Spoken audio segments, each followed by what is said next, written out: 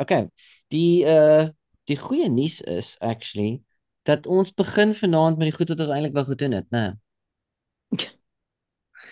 Gesprek 1. Die slegte nuus is ons is nog nie by die Bybel nie.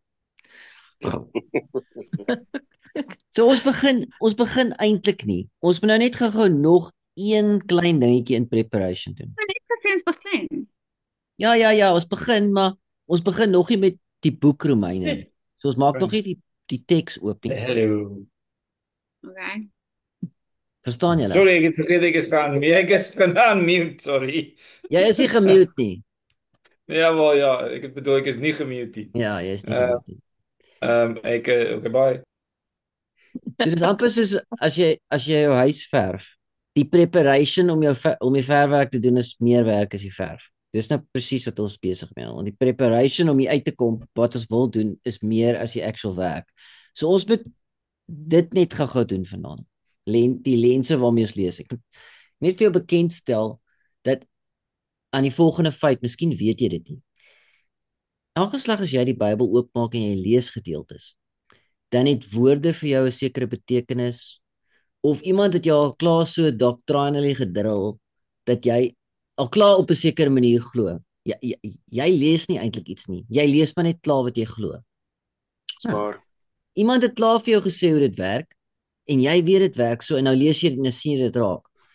Soos ek met Ella gepraat het oor die of ons het ons vinnig gepraat oor die wegraping. Die wegraping is nêrens in die Bybel nie. Maar tog lees mense dit daar raak. Omdat dit vir hulle vertel is dis daar. It's amazing hoe dit werk. Dis 'n lens.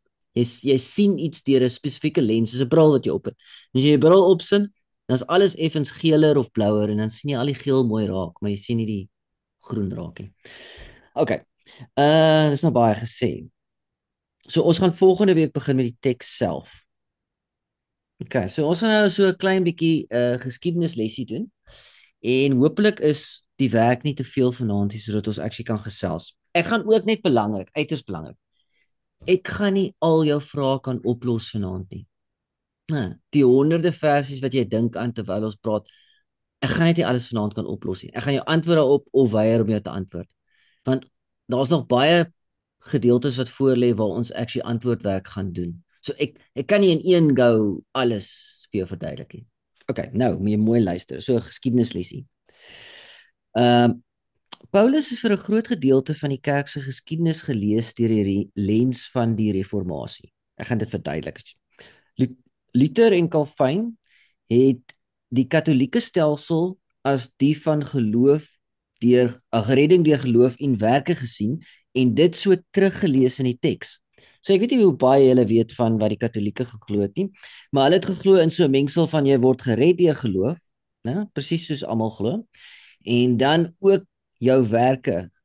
Dit word indulgences genoem. Met ander woorde, jy het byvoorbeeld hulle het die volgende glo: niemand na hulle sterf, al is jy gered, gaan direk hemel toe nie. Hoekom nie? Want jy is nie perfek nie en net perfekte mense kan by God uitkom. So nou maak jy eers 'n draai waar in purgatory, né?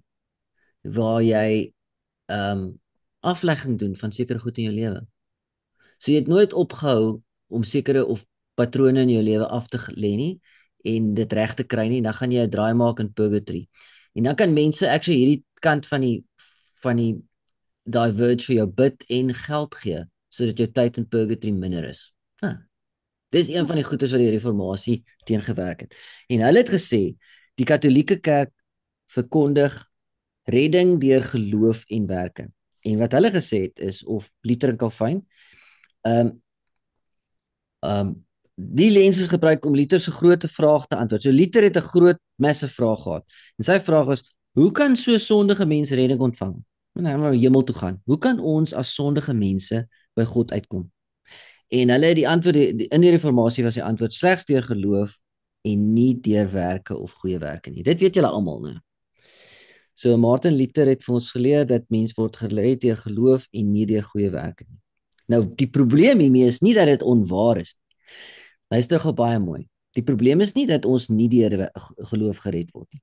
Die probleem is Hulle het die konteks van geloof en werke teruggelees in die teks in Romeine veral en Galasiërs. Terwyl Romeine en Galasiërs het glad nie die katolieke konteks gehad nie. Verstaan jy wat ek probeer sê? Dit is net belangrik dat ek dit bevestig. So in die reformatie waar die katolieke kerk geheers het, het hulle 'n stelsel van redding deur geloof en werke, goeie werke verkondig. En dit is bewys as verkeerd. Die manier hoe dit bewys was is verkeerd, is dat Luther en Calvin het die teks gevat, spesifiek Romeine en Galasiërs, en dit daaruit bewys. Julle weet mos daar's baie versies wat sê ons word gered deur geloof en nie deur werke nie.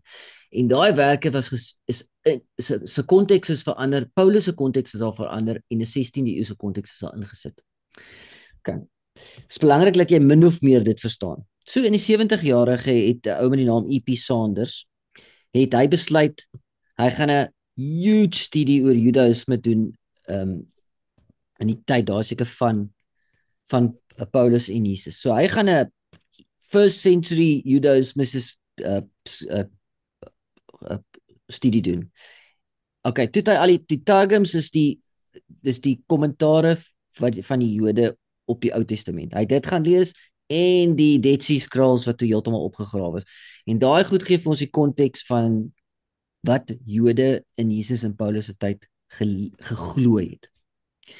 Okay, hier is die gevolgtrekking. So, hier is sy gevolgtrekking. Jode in die tyd van Jesus en Paulus het nie geglo hulle word deur die wet gered deur die wet onderhou nie. Of gered deur enige goeie werke te doen nie. Hulle was reeds kinders van God deur God se genade, in dat hy hulle uitverkies het. So die Jode het geglo hulle was kinders van God omdat God hulle uitverkies het en hulle gered het uit Egipte uit en hulle sy kinders gemaak het.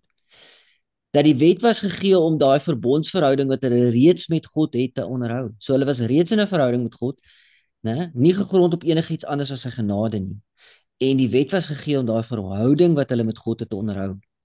En dat hulle geglo slegs die wat die wet wat in die verbond bly, sal in die koninkryk van God gaan.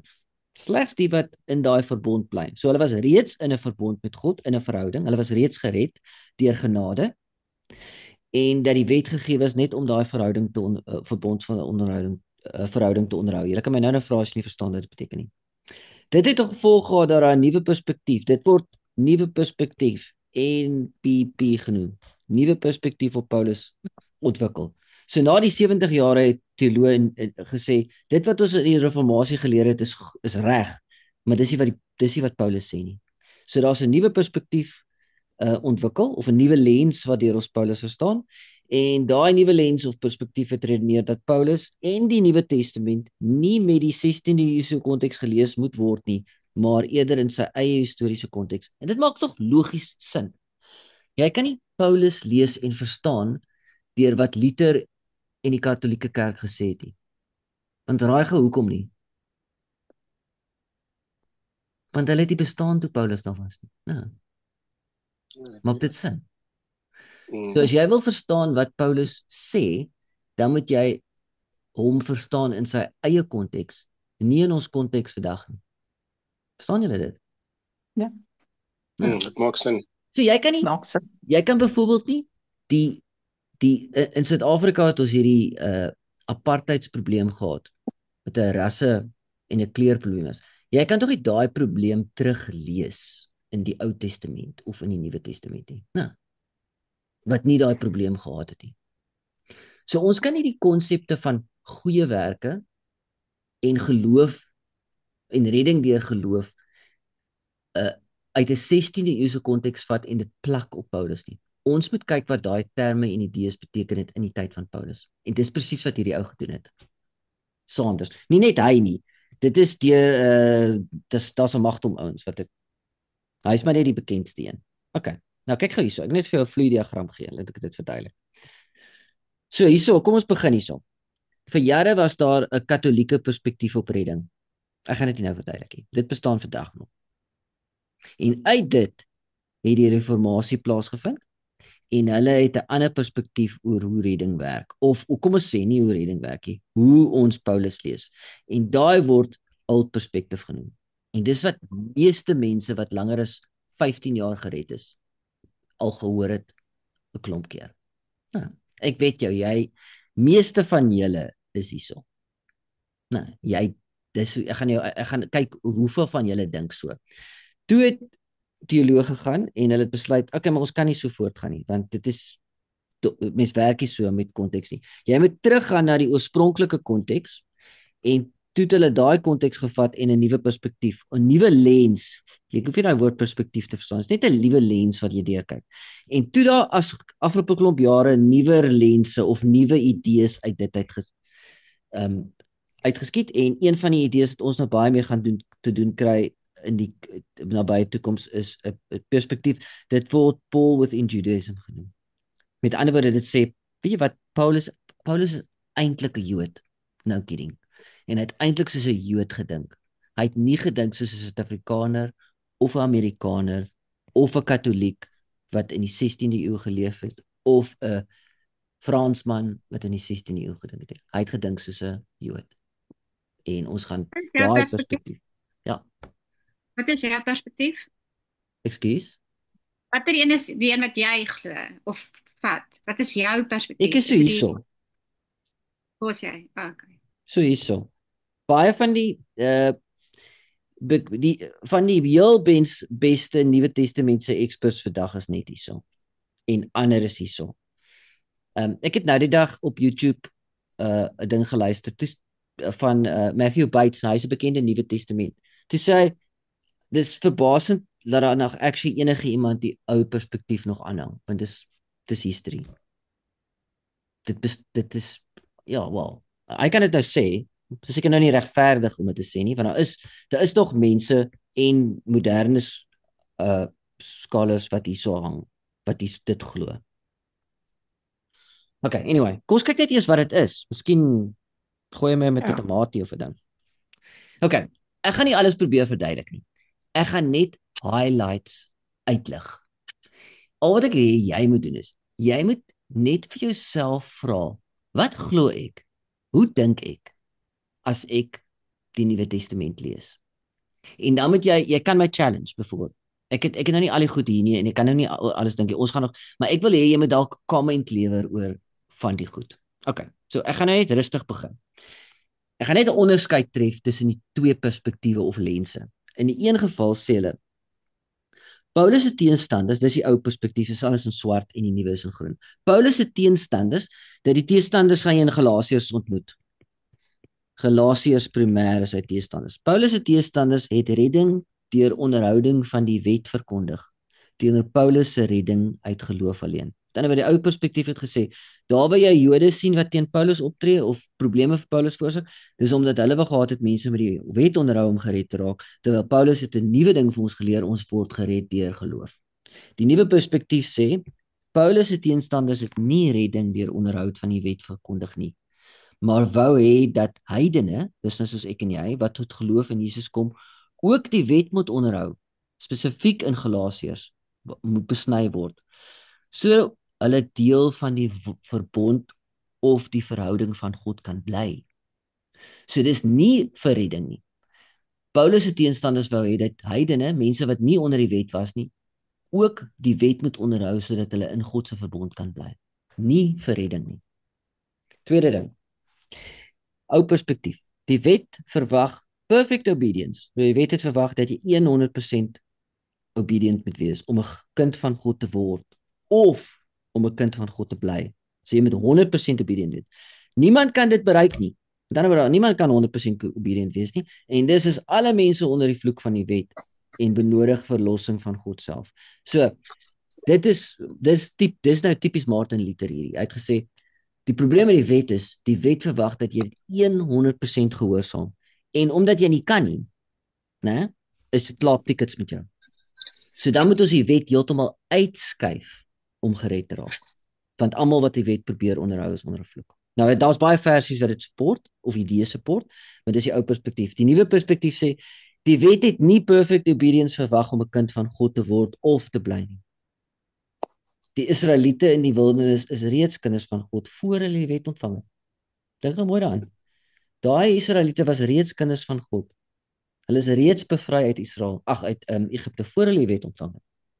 Die wet was nie gegee om Israel te regverdig nie, maar eerder om God te regverdig. En dit, ek gaan nou nie dit beantwoord nie. Ons gaan 'n hele gedeelte daaroor doen. Teken om God te regverdig. Wat bedoel jy? Ons gaan dit nie Ek nou verstaan doen nie. nie. Okay, maar ek verstaan nie. Romeine 10.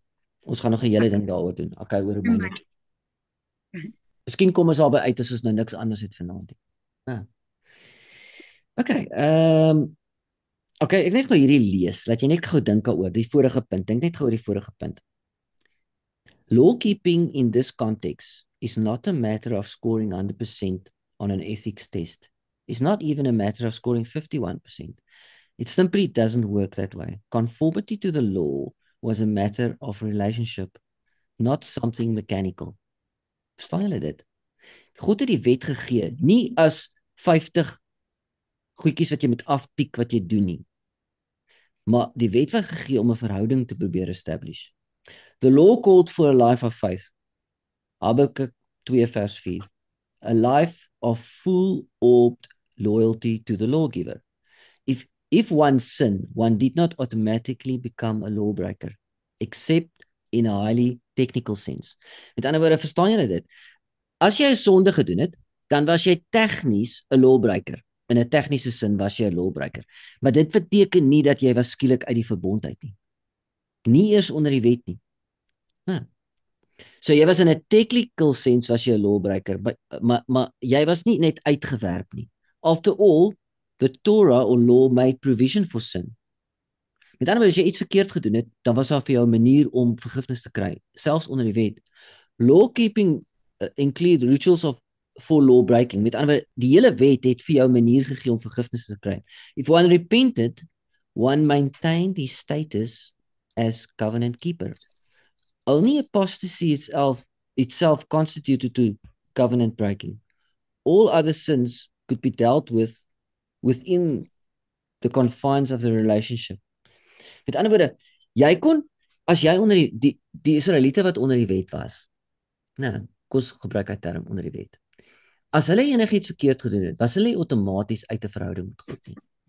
Hulle was lawbreakers in 'n tegniese sens, maar omdat die wet ook vergifnis vir sondes verskaf het, kon 'n persoon wat die wet gebreek het, daai vergifnis gekry het. Nee.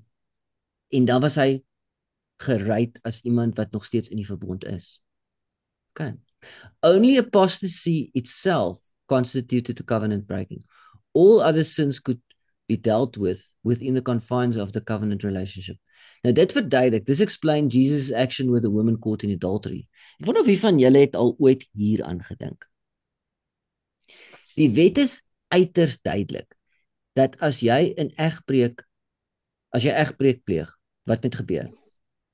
Stenig? Jy word gestenig of jy word uit die hele community uitgegooi. Jy kan nooit weer in die tempelarea kom nie. Jy is uit God se teenwoordigheid vir altyd. Maar wat doen Jesus met daai vrou wat in egbreek gevang is? Hy sê vir haar, ek sal jou sondes vergewe. Nee. Ek sal jou sondes vergewe. Moenie net nie aangaan met wat jy doen nie, want dan gaan iets erger met jou gebeur. So wat hy tree nie op in 'n nuwe dispensasie wat die wet nie geken het nie.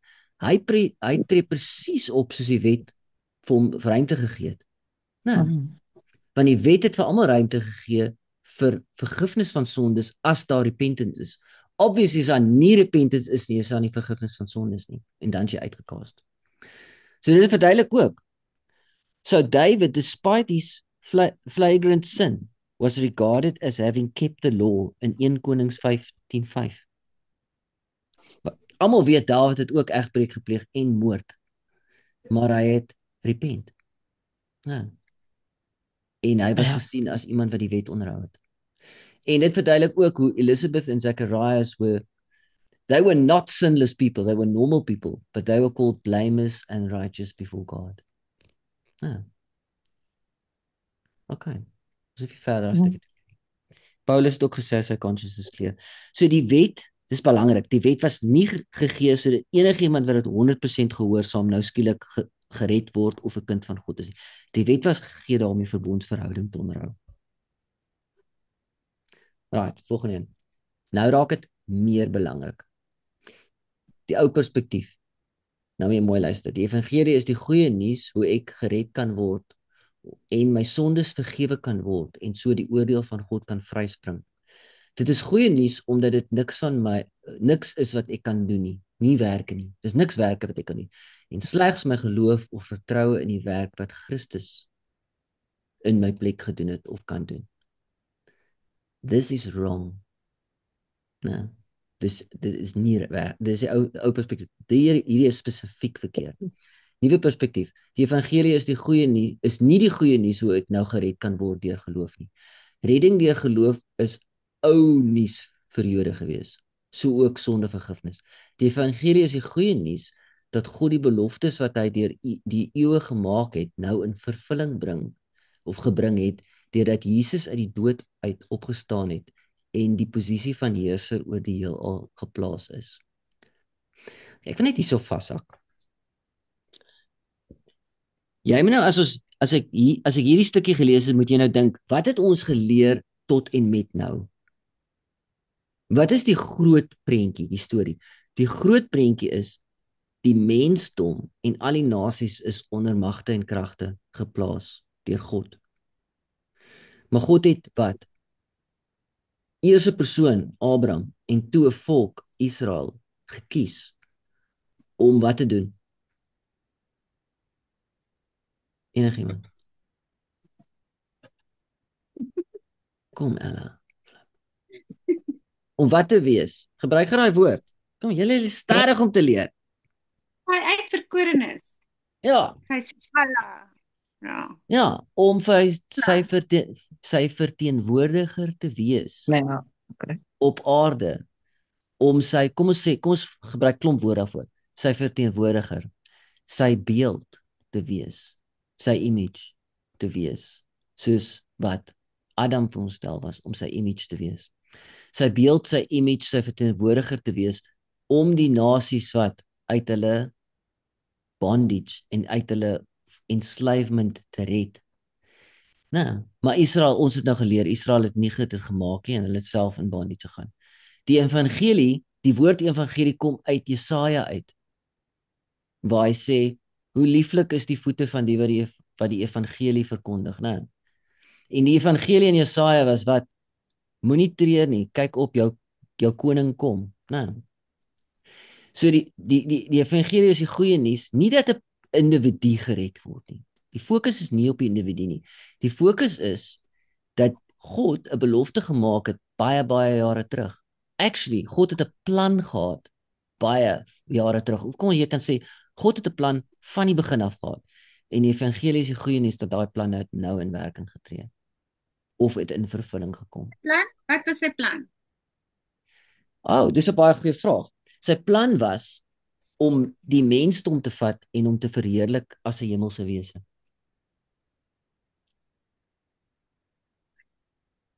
Dis sy plan reg van die begin af met Adam. Adam was gemaak as 'n mens, né?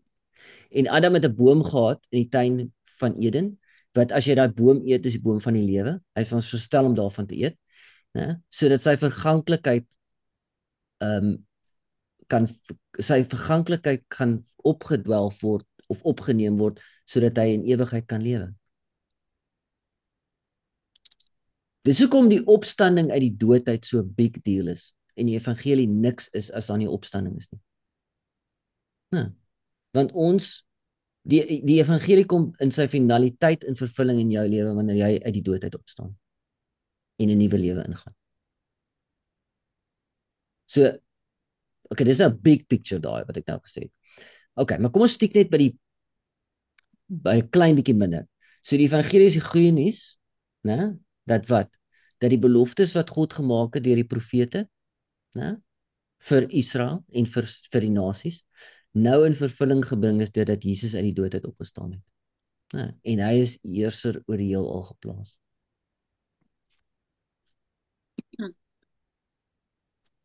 Okay, kom ons lees net gou hierso. The word gospel and the phrase the gospel have come to denote, especially in certain circles within the church, something that in older theology would be called ordo salutis. Ek weet nie of wie van julle het al daai term gehoor nie. Nee. Dit is Latyns. It means the order in which you are saved, or order of salvation. So the gospel is supposed to be a description of how people get saved. Dis alles ou perspektief. Or the theological mechanism by which in some people's language Christ take our sin and we his righteousness. Or in other people's language, Jesus becomes my personal savior. In other language again, I admit my sin, believe that he died for me, and commit my life to him. In many church circles, if you hear something like that, people will say that the gospel has been preached. En ek wil vir jou verduidelik dat dit nie waar is nie. Ek probeer nie sê dat geen van daai terme nie waar is nie. Nee.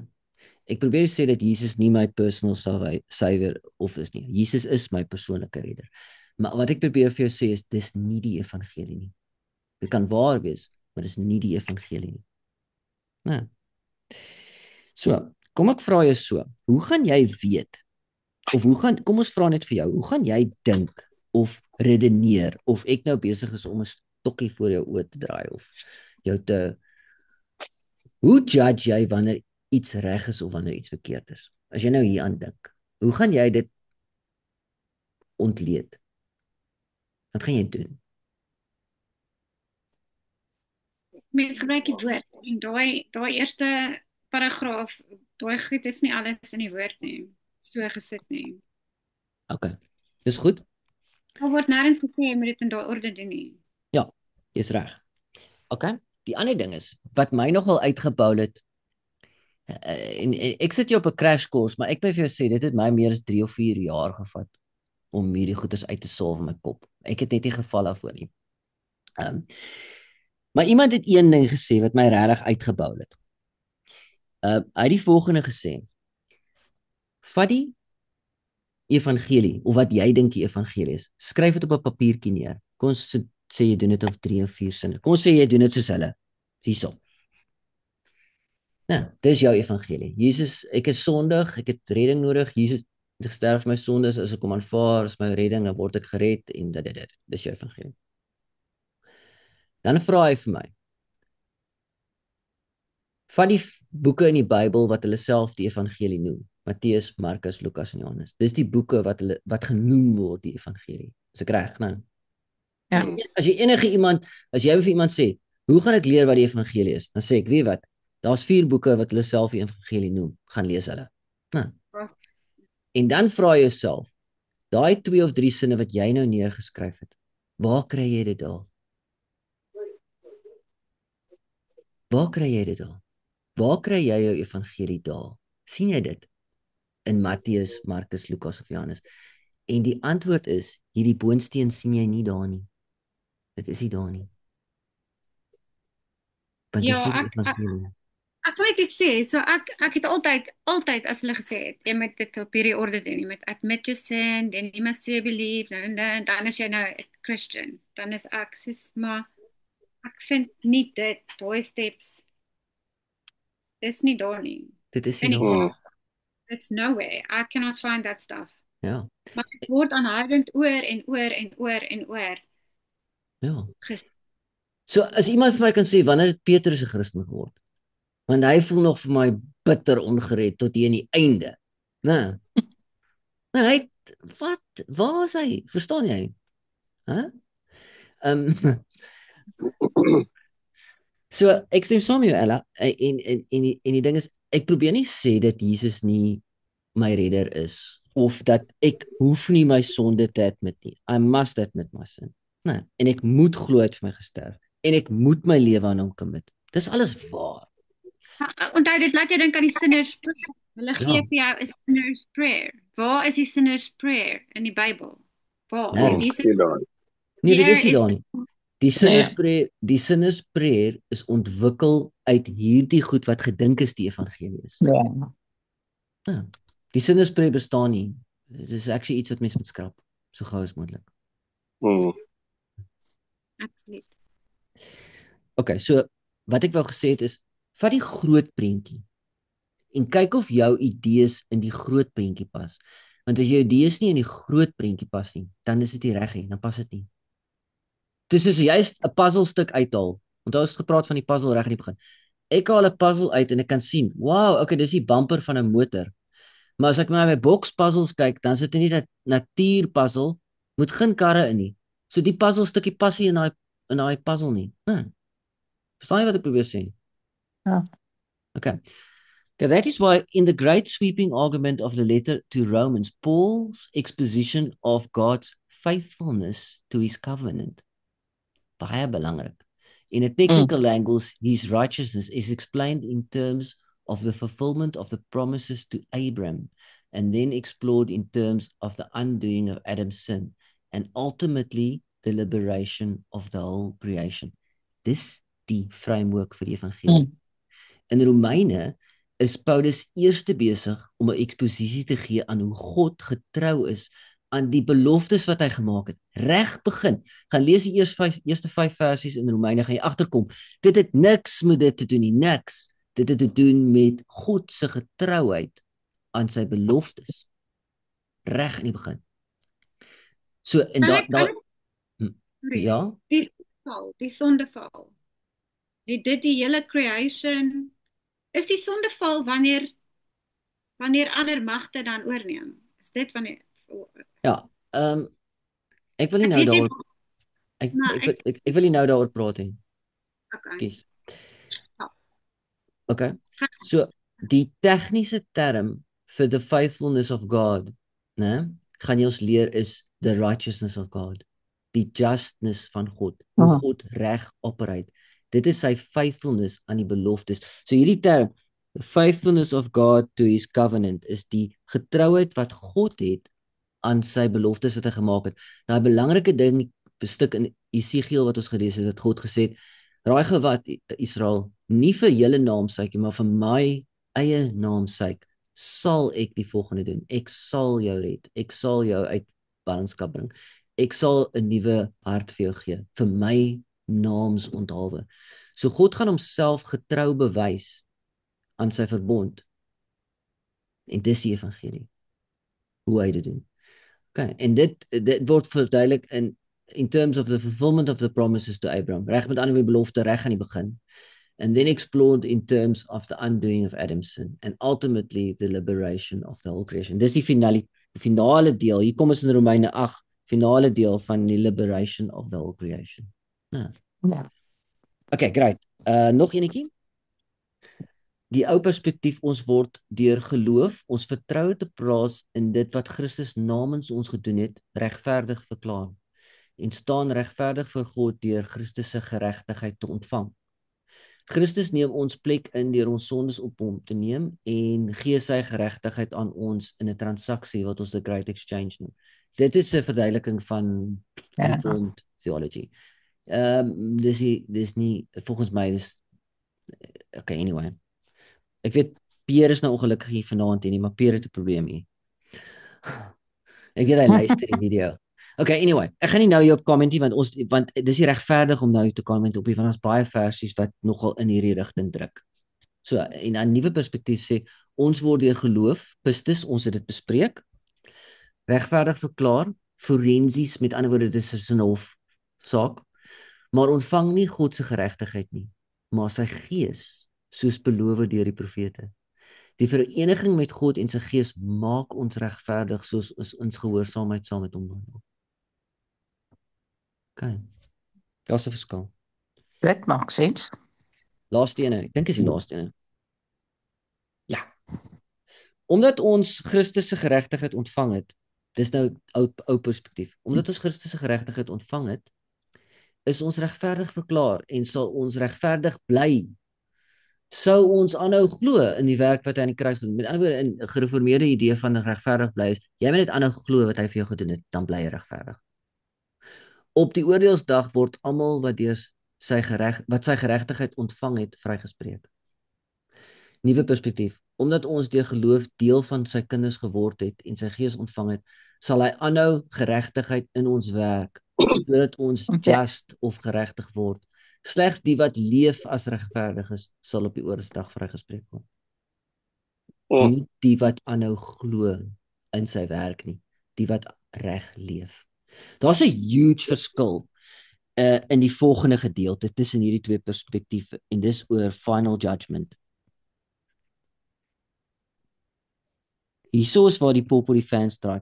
In die ou perspektief is final judgment klaar uitgesorteer, want as jy geregtig verklaar is nou, sal jy jou geregtigheid behou as jy geloof het of jou geloof behou. In die nuwe perspektief is slegs die wat reg lewe gaan die ewigheid in. Met ander woorde, final judgment is op die grond van jou werke en nie geloof nie. Maar ons sal daarby uitkom. En dan is ons klaar. Vanaand. Is dit so vinnig? Ja. As jy wil, kan ek vir jou daar's baie goed op Spotify of op podcast oor dit, verskriklik baie, maar as ek reg kan onthou was dit goed geweest. Hierdie ou is Matthew J. Thomas en hy het spesifieke studie gaan doen oor hoe Luther en Calvin Paulus misverstaan het. Ja. Het iemand 'n vraag? Wat was jou vraag geweest, Anna? Nee, dis okay. Dit het net gegaan oor ek probeer onthou wat jy vir ons geleer in die begin. Okay, ja. Okay, kom ons ek probeer onthou ek wil nie regtig in die rigting van die sondeval praat nie. Nee, ek wil verstaan van wanneer het die magte, wanneer het dit gebeur? Torik van Babel. Ja. So nie Hier met is die sequence van die eerste paar hoofstukke. Daar was 'n man en 'n vrou en sy kinders in die tuin. Ja. En toe het hulle sonde gedoen. Of God ongehoorsaam. 'n man en 'n vrou en sy Daar was 'n man en 'n vrou en 'n slang in die tuin. Dis die man en die vrou uit die tuin na die landgoed om die tuin. Ja. Wat sê ou een keer vir my? Hy verstaan nie regtig Adam nie, né? Iets is vir wie is jy die bangste? Vir 'n slang wat praat of vir 'n vrou wat met 'n slang praat? Of is die vrou wat met die slang praat? Dis die bangste van ons. Ek het Adam verstaan dat hy net weghardloop het. 'n Slang kan nog praat, maar wanneer 'n vrou met 'n slang praat, dan weet jy, dit is 'n groot probleem. Dit is 'n stupid grap. So en toe het hulle kinders gehad buite die tuin in Eden en daar het hulle net verder verval. So dis net 'n progressie uit die teenwoordigheid van God uit. En toe het buite die tuin het hulle stad gebou, dis nou Kain en goed. En toe het die hemelse wesens afgekom aarde toe, né? En gemeenskap met die vrouens gehad en toe's daar daai Nephilim gebore uit dit uit. En toe kom die vloed en toe's die toring. En dan eindig ons in Genesis 10 en 11 en dan begin God dadelik met sy plan van redding deur een ou te roep. Sy naam is Abraham. So eintlik ek lees die Bybel so. Vir my begin die Bybel se storie by Abraham. Nou, en die eerste 11 hoofstukke is 'n mengsel tussen wat gebeur het en ander ek wil dit nou nie sê op recording nie, actually. Nee, ek gaan dit nie sê nie. Dan gaan ek dink ek sweer. Nie verder in my luister. Het hulle die wet van God op hulle harte gehad toe hulle geskep is, Adam en Eva? Ek weet nie. Ek hoop iemand anders kan dit doen. Want toe hulle nou uit die tuin uit is dit wat when did it Kan jy die recording stop nou? Ja.